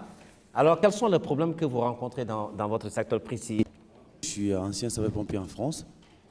Et aujourd'hui, je peux dire que je suis vraiment un homme démotivé, découragé, mais je suis un guerrier. Donc, je veux me battre. Et j'ai pris ma famille de la France, on est venu s'installer au Mali. Et j'ai créé la société, c'est une société de gardiennage et de sécurité incendie, ici au Mali. Donc, depuis janvier, on est là. Et aujourd'hui, on a créé plus de 100 postes. Donc, pourquoi j'ai parlé du président de la République? Parce que lors des élections présidentielles, j'ai entendu que l'emploi des jeunes, c'est ma priorité. Et là, nous, on participe aujourd'hui, dans 3 ans, quand il va se présenter devant le peuple encore, dire que j'ai réussi ma mission. Mais par contre, il faut quand même savoir que le secteur privé, dans tous les pays qui ont bien développé, dont le secteur privé joue un rôle primordial là-dedans. Depuis que je suis arrivé, au fait, j'entends que la crise au nord, la crise au nord, la crise au nord. Il n'y a pas que la crise au nord au Mali. Il y a des Maliens, il y a des gens qui souffrent. Il y a des gens qui galèrent, monsieur le ministre. Et il y a des gens comme moi qui a travaillé pendant des années en France, qui a pris cet argent-là avec l'esprit de son pays, qui est venu investir. Et je trouve qu'il y a beaucoup de problèmes. On n'a pas de porte aujourd'hui où on peut taper si on a un problème. Moi, je trouve que c'est l'État même, ma propre vision aujourd'hui, pour un homme démotivé, qui tue le secteur privé. Il y a beaucoup de routes à parcourir avant d'avoir son argent avec l'État quand on travaille. Le secteur public, c'est un secteur connu qui paye en retard. J'ai aujourd'hui, ça tue une entreprise. J'ai le secteur public aujourd'hui où, à la fin du mois, je me suis dit, comment je vais faire pour payer donc mes salariés? Et que dans le secteur public, on n'est pas sûr de recevoir son argent même 4 mois après. Et comment voulez-vous qu'une entreprise se développe? Et cet argent-là qui est bloqué, on dit que oui, c'est un service de l'État. Et pourtant, j'avoue, quand je suis arrivé ici, je me suis dit que pourquoi l'État ne facilite pas les choses? Pourquoi ne pas prélever la TVA à la source? Parce que ça nous retarde notre paiement. Ça, c'est un. Et de deux, pourquoi aussi, par rapport aux impôts? Vous savez, les services publics d'État aujourd'hui, pour avoir son financement, pour avoir sa facture payée, on a beaucoup de circuits à faire. On ne coûte pour rien. On nous donne le TVA, il faut qu'on aille payer. Et ce TVA-là, ça nous piège. Parce qu'il faut attendre 3 mois, 4 mois pour aller le payer très souvent. Et qu'en attendant, vu que l'État ne nous paye pas, et on mange cet argent-là. Et un jour, les impôts viendront fermer la boutique parce qu'on n'a pas payé. Aujourd'hui, quand on arrive à investir au Mali aujourd'hui, on devient un chef d'entreprise sans parole. Parce que dans l'histoire de l'argent, il n'y a que l'argent qui le règle. Et quand on dit à un partenaire, je t'amène ton argent demain, et que l'État vous dit que demain on vous paye, et l'État vous paye 6 mois après, les gens vous traitent de menteur. L'emploi au Mali, moi je trouve aujourd'hui, vous êtes le ministre de l'investissement. Qui parle de l'investissement parle de l'argent. Qui parle de l'argent parle des banques. Aujourd'hui, il n'y a pas de garantie qu'un banque paye quelqu'un qui n'a pas une maison, qui n'a pas un titre foncier. Il n'y en a pas. Et comment voulez-vous qu'on investisse? Ce n'est pas possible. Merci, M. Sissoko. Je crois qu'on va passer la parole à M. Sylvé. Allez-y, posez votre question. D'abord, un constat. Parce que très souvent, les entreprises et les banques ne font pas bon ménage. Pourquoi? Parce que les premières reprochent aux secondes l'accès difficile du crédit. Par contre, les banques reprochent aux entreprises le manque de visibilité dans leurs projets de développement. Donc, il y a une incompréhension mutuelle entre les deux. Alors cela trouve sa solution dans la bonne pratique de la part du banquier, mais de la part de l'entreprise, de la bonne communication financière. Parce qu'il faut les données financières fiables, exhaustives, la transparence dans la gestion pour que le banquier voie clair. Et donc, le banquier n'est pas le seul pourvoyeur de financement. Il faudrait que, au Mali, on sache qu'il y a la bourse de valeur. On n'a pas la culture boursière dans ce pays-là. C'est pour cette raison que nous voyons souvent des obligations, des emprunts obligataires sénégalais et circuler à Bamako et que c'est des Maliens qui payent ces obligations-là. Et pour le financement, soit public ou privé, du Sénégal. Donc ça, c'est vraiment des lacunes qu'il faut rapidement corriger pour qu'on puisse relancer l'investissement dans ce pays-là. Parce que les banques ont atteint leurs limites. Nous n'avons que des banques de détail ici. Mais les banques de financement d'investissement, on n'en a pas pratiquement. Et seule la solution pour nous, c'est de nous orienter vers la bourse de valeur. Ok, merci pour cette contribution. Ah oui, madame. Je suis du nord du Mali, je suis à Bamako actuellement. J'ai créé une entreprise, j'ai tant de difficultés, je ne peux pas avancer. Parce que je n'ai pas assez de moyens pour pouvoir prendre l'entreprise en charge. Je veux me battre, j'ai la volonté de travailler, mais je vous explique qu'on n'a pas d'aide, on n'a pas de soutien. Essayez de regarder un peu les femmes aussi qui sont pauvres ici au Mali, qui ne peuvent pas tout faire seules. Essayez de voir comment les aider, comment les encadrer aussi, c'est des sœurs, comment les épauler un peu pour qu'elles puissent au moins aboutir à leur projet.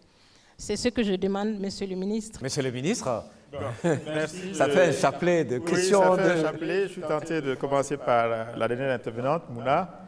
Elle dit, je suis femme, je veux me battre et j'ai la volonté de travailler. Madame, je vous dis, vous avez un boulevard devant vous. Parce que quand vous avez la volonté, vous avez la santé, rien ne doit vous arrêter.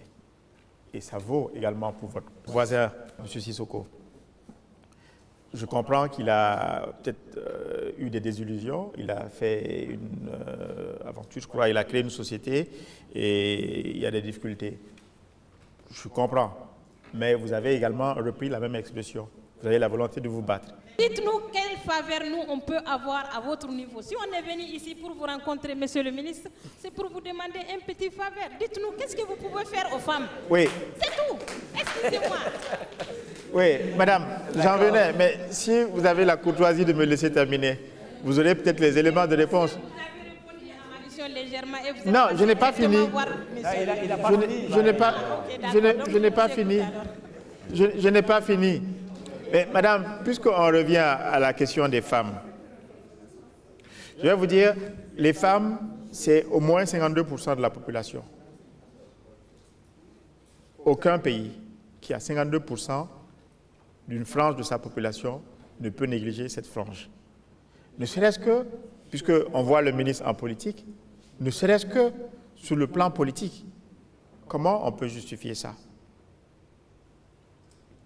Aujourd'hui, il y a beaucoup d'actions qui sont menées par le gouvernement allant dans le sens de l'autonomisation des femmes. Il n'y a pas longtemps, nous avons adopté un texte sur une convention de prêt pour justement appuyer des initiatives, des plateformes multifonctionnelles qui sont destinées aux femmes. Je l'ai dit, nous avons des produits bancaires qui sont subventionnés dans le cadre de la coopération bilatérale ou multilatérale et qui sont exclusivement destinés aux femmes. Mais madame, je vais être un peu provocateur. Vous abhorrez beaucoup d'or. Si moi je suis ministre des Finances, vous me dites que vous n'avez pas d'argent et que je dois vous traiter avec une certaine discrimination positive. Appelons ça ici. J'aurais du mal. Je vous dis, madame, non, vous avez de l'or. Non, madame, parlons peu, mais parlons vrai. Parlons vrai. Et moi, je pense plutôt à cette dame qui n'arrive pas avoir effectivement 500 francs CFA peut-être la semaine, hein, et qui pourtant a la possibilité de faire de l'artisanat, de faire des petits travaux avec ses mains et de générer des revenus. Cette personne-là a besoin de l'accompagnement. Je suis bien disposé en tant qu'État à avoir un regard particulier pour. Et nous avons effectivement cela. Il y a différents produits, je les ai cités tout à l'heure, on ne reviendra pas là-dessus. Il y a M. Sidibé qui a fait une contribution qui est assez intéressante. Il a parlé d'accès difficile au financement pour le secteur privé. C'est réel. Mais aujourd'hui, admettons aussi que sur la place de Bamako ou du Mali, en tout cas, on a une floraison d'institutions bancaires. La concurrence aidant, je vous dis, une expérience personnelle vécue, une banque qui m'appelle, qui me dit « Maître Diarra, nous sommes actuellement en promo. » Je lui dis « En promo, ça veut dire quoi ?» Il dit « Nous sommes en train de faire des prêts à un taux réduit. » Je dis « Ah bon, combien ?» Ils me disent 8%. Mais il n'y a pas longtemps de cela, on était à 14%, 10, 11, 12, 14%. Ça veut dire qu'il y a une évolution. Mais ce que les banques disent, c'est qu'ils ont du mal à prêter aussi. Vous avez parlé de garantie, mais c'est parce que le taux de sinistre est élevé, plus élevé qu'ailleurs. Pourquoi? Parce qu'il y a plus de mauvais payeurs. Ça aussi, c'est un comportement individuel qui réjaillit après sur le groupe. Et là, je me dis, il y a un besoin du toilettage interne à faire. Il faut qu'on puisse mettre de l'ordre. Ensuite, pour les données financières, je le remercie parce qu'il me donne l'occasion de faire la promotion d'un produit nouveau que nous avons sur Bamako maintenant. C'est le BIC, le Bureau d'information sur le crédit, qui est une institution communautaire, mais qui maintenant a un embranchement malien, qui permet à un individu, sur une base volontariste, de se faire recenser dans une base de données qui est consultable par les institutions bancaires, qui peut voir ses activités et se donner une idée sur la crédibilité de la personne et sur la base de cela, lui concocter un produit sur mesure. Et ça aussi, c'est dans l'esprit de l'amélioration du climat des affaires que vous avez évoqué tout à l'heure. J'ai noté avec M. Sissoko qui se plaint surtout du fait que les démarches administratives soient nombreuses et fastidieuses. Nous en sommes très conscients et nous avons des actions en cours dans le sens de la simplification des procédures administratives. Il y a des plateformes qui sont aujourd'hui en phase expérimentale au niveau de la fonction publique, mais également au niveau du guichet unique et de la CTRK. Nous avons beaucoup d'actions qui tiennent compte de cela. Et nous sommes conscients que ce que vous dites est vrai. C'est déjà beaucoup. Et nous travaillons à leur apporter des solutions.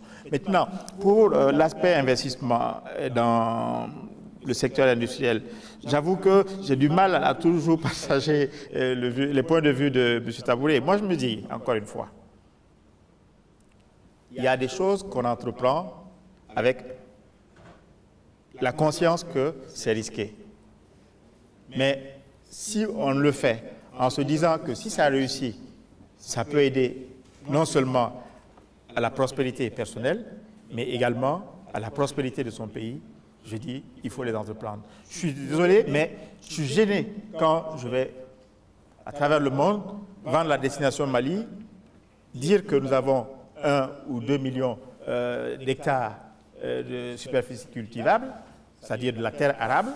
Nous avons un fleuve tel que le Niger, qui traverse de part en part le Mali sur 1700 km, et que, jusqu'à présent, on est, pour ainsi dire, pas ou très peu d'investissement dans le domaine, alors que nous avons la possibilité d'investir dans l'agriculture, dans l'agro-business. Et moi, je suis convaincu, et je pense que c'est la conviction de son Excellence, M. Ibrahim Boubacar Keïta, le président de la République, qu'il ne peut y avoir de développement dans ce pays-là sans le développement de l'agriculture.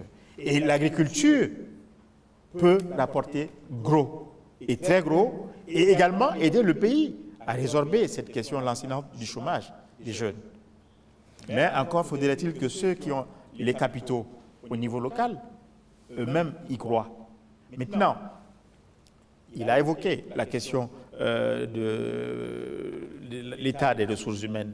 Nous avons, en tant qu'État et en tant que citoyens tout court, le devoir de conjuguer les efforts pour pouvoir amener ces ressources-là à hauteur de souhait. C'est ça aussi.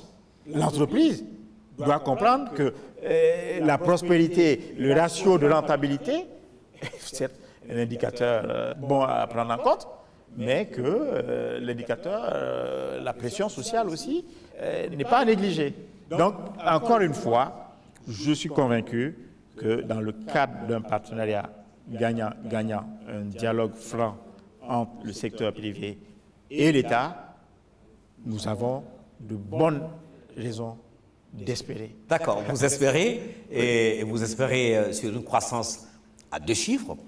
Voilà pourquoi d'ailleurs on voit, je le suppose. Hein, non, nous n'espérons pas sur une croissance à 2 chiffres. Nous travaillons pour une croissance à 2 chiffres. Eh bien, très bien. Je le dis encore une fois, vous travaillez pour nous cela. ne sommes pas dans une posture contemplatrice, nous sommes plutôt dans l'action. Et je vous dis, nous sommes dans une période difficile et tout ce qu'il y a comme effort ne sont pas directement perceptibles, mais vous pouvez me croire sur parole, il y a beaucoup de travail de fait et je suis convaincu qu'au bout, il y a la lumière d'un grand jour rayonnant. Et cette question, vous êtes dans l'action, voilà pourquoi vous multipliez également les initiatives. Nous voyons beaucoup de structures qui voient les jours. Par exemple, nous avons les conseils présidentiels pour l'investissement, le conseil supérieur du secteur privé, la cellule technique de réforme du cadre des affaires, le centre du secteur privé, autant de structures dans le genre. Comme on le dit, tout ça pour ça, quel est le résultat, monsieur le ministre? Tout ça pour ça, mais je n'ose pas imaginer, s'il n'y avait pas tout ça, qu'est-ce qu'on aurait eu? Il n'y a pas un trop-plein? Ça ne se chevauche pas un peu? Un trop-plein, ce n'est qu'à l'épreuve qu'on pourrait s'en rendre compte, mais pour le moment, c'est des initiatives qui se tiennent, qui sont en cohérence, qui se complètent, et c'est une thérapie. Le tout mis ensemble, c'est permettre l'amélioration de l'image du pays, l'attractivité de la destination Mali, et cela avec un secteur privé qui soit dynamique et qui soit à même d'être des partenaires égaux avec ces investisseurs étrangers qui pourraient venir. On va accorder 2 minutes à Madame Keita Zeynab Sako de la cellule technique de réforme du cadre des affaires. Et 2 minutes, qu'est-ce que vous faites concrètement là-bas et à quoi cela profite au secteur de l'investissement et du secteur privé? Bonsoir tout le monde. Je dirais que la cellule technique des réformes du climat des affaires est tout simplement la cheville ouvrière dans la conduite des actions de réforme. Les débats que nous avons eus tout à l'heure, c'est ça, en fait, les réformes. Ça montre toute la particularité justement des actions de réforme et ça montre la transversalité des réformes parce que ça touche à tous les pans de l'économie. On a parlé des questions d'entrepreneuriat, on a parlé des questions de fiscalité des entreprises, on a parlé des secteurs spécifiques, quand on a parlé des difficultés dans le domaine du tourisme, ben justement les réformes c'est ça, c'est d'arriver à concilier tout ce qui est fait au niveau, je dirais, juridique et d'essayer justement de transposer ça dans la pratique pour que les entreprises puissent exercer dans les meilleures conditions possibles. C'est un service technique du ministère de la Promotion de l'Investissement et du secteur privé, mais elle assure le secrétariat technique du cadre de concertation État-secteur privé qui est présidé par le Premier ministre. Elle assure surtout la coordination technique des actions de réforme et, je dirais, le suivi-évaluation. Ça, c'est un pan qui nous manque un peu parce que monsieur a parlé tout à l'heure justement des difficultés qu'il rencontre sur le terrain parce que souvent, effectivement, il y a des textes qui sont adoptés, mais on a du mal justement à les appliquer. Monsieur Tabouré également a parlé justement de la sécurité juridique. Tout ça, ce sont des questions qui sont justement prises en compte dans le cadre des réformes.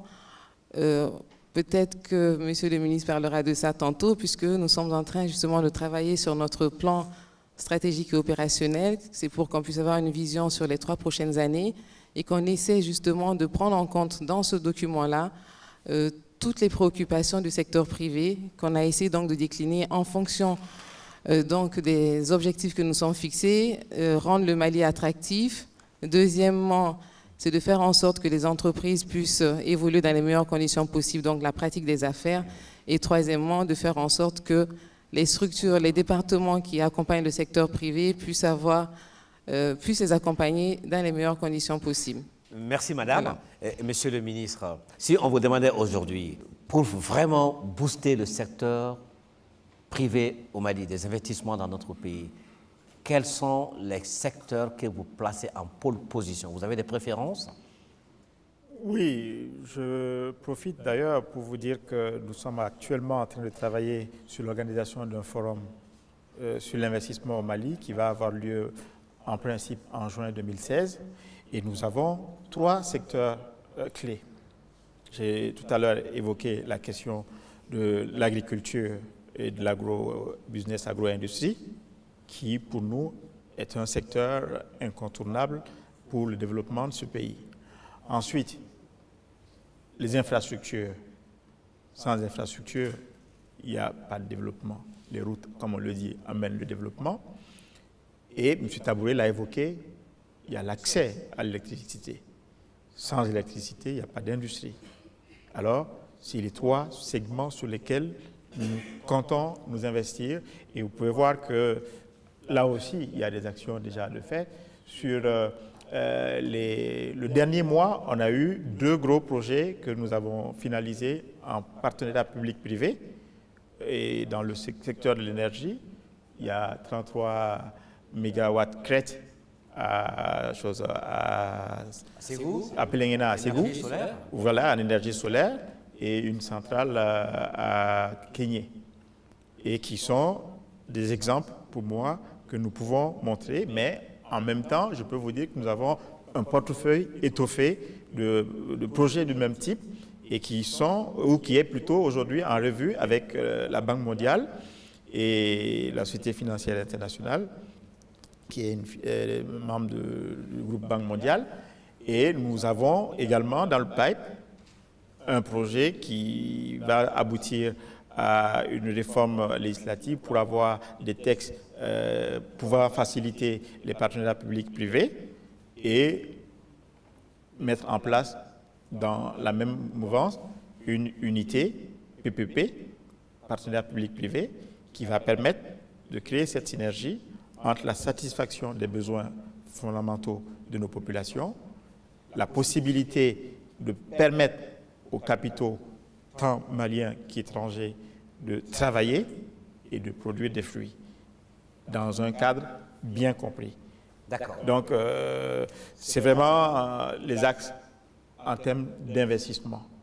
Bon, maintenant, secteur privé, il y a aussi des choses. On l'a évoqué, et nous avons mis en place un fonds de garantie pour le secteur privé. Je pensais même que le directeur allait faire partie de ce débat-là. Initialement, il était annoncé. Et nous avons beaucoup d'actions avec l'assistance du groupe Banque mondiale et puis de différents partenaires bilatéraux qui, notamment, je pense aussi à la France, il y a les Suédois et autres, qui sont prêts à nous accompagner pour que nous ayons un secteur privé structuré, dynamique, à même de jouer ce rôle-là que, légitimement, un État est en droit d'attendre de son secteur privé. Très bien, c'est bon à entendre. Et 1 minute, M. Tabouré. Je vais vous faire 50 secondes. Merci. Merci de faire très rapidement pour dire que le ministre, en tant qu'avocat, j'attendais qu'il soit dans la défense. Il a fait pas mal de défense. Mais moi, mon souci en arrivant ici était qu'ensemble, en tant que partenaire, qu'on soit dans un dialogue pour être capable, ensemble, de faire face aux handicaps que notre pays a en matière de promotion des investissements et puis les avantages que nous avons, qu'on essaye de les pousser. C'est pour ça que je vais lui demander à ce gouvernement que l'État joue encore plus son rôle de régulateur, tant sur la concurrence que pour la justice. Que l'État veille à ce que son administration, qui est le bras armé pour faire le travail sur le terrain, n'en fasse pas qu'à sa tête. L'État du Mali ne contrôle pas son administration. Un fonctionnaire peut décider de bloquer une décision politique qui a été prise dans le sens de la promotion des investissements et d'autres choses. Aussi que l'État continue à mener ce travail qui est d'agir sur les facteurs de production. Je me réjouis de noter que le forum qui est annoncé, 2 des préoccupations que je vais citer ici sont notées. L'électricité, les infrastructures, et l'autre facteur de production, c'est les hommes. Monsieur le ministre, comment vous voyez le secteur de l'investissement et du secteur privé au Mali? Est-ce que l'horizon s'assombrit ou il est dégagé? Et on va terminer sur ça. Finalement, j'en arrive à la conclusion que c'est de la provocation, parce que M. Taboulé, l'avocat, il n'est pas toujours sur la défensive, surtout quand il se sent en position de confort. Et je pense que dans ce débat-là, la volonté de l'État n'a jamais été remise en cause, ni par vous, ni par personne ici. Il y a des problèmes qui ont été évoqués et les problèmes, quand on les évoque, c'est pour qu'ensemble, on y trouve des solutions. Et nous inscrivons parfaitement dans cette logique-là. La question des ressources humaines, nous en sommes conscients, mais je le dis encore une fois, il faut que nous conjuguions les efforts pour pouvoir améliorer, parce que ces ressources humaines qui sont pauvres sont des ressources humaines quand même qui sont des ressources nationales. Il s'agit de nos enfants, de nos frères, et donc on ne peut pas faire autrement que de trouver un moyen de gérer la problématique qui est posée. Donc, et vous l'avez dit, il y a un cadre de concertation, il y a la volonté de part et d'autre. Nous ne pouvons que cheminer sur, en tout cas, la voie du succès, et je le sais, et nous allons pouvoir porter ce pays-là haut. Un débat comme celui-là est enrichissant. Je veux en profiter pour féliciter la direction de l'ORTM et vous-même pour l'initiative et puis la façon de mener. Et je me dis que c'est avec ça que nous pouvons renforcer les assises de notre démocratie et permettre à la société d'avancer. Et donc, pour ce qui nous concerne, le secteur privé, je voudrais réaffirmer notre entière ouverture à nos partenaires que sont les acteurs du secteur et également aussi leur demander leur accompagnement. Ce que nous faisons, c'est un travail humain, il n'est jamais parfait. Sachez simplement que si on agit mal, ce n'est pas par volonté de mal agir, mais simplement nous avons pu faire et penser bien faire. Donc, à l'occasion, soyez les éléments de veille pour nous rappeler que ça, tel élément n'est pas bon. Et quand un élément est bon aussi, soyez là pour nous accompagner et faire en sorte que notre action soit boostée. Ce n'est qu'à ce prix-là que nous allons pouvoir faire bouger les lignes et peut-être, et je le pense, faire rayonner le Fanion Mali et dans le concert des nations. Tel est en tout cas notre vœu et notre volonté. Merci, Monsieur le ministre, et n'oubliez pas d'orienter des investisseurs ou des investissements vers l'ORTM pour qu'on soit encore plus performant, qu'on soit au service encore de la nation. Vous allez le faire. Je promets de le faire si vous nous donnez une plage sur la map ou en tout cas un espace où nous pouvons valablement vendre. C'est promis, mais voilà. Nous remercions donc Monsieur le ministre de la promotion des investissements du secteur privé, Maître Mamadou Gaoussou Diarra. Et je rappelle que vous êtes le deuxième invité de cette émission Libre Expression. Je rappelle, le premier invité était M. Boubou Cissé, ministre des Mines.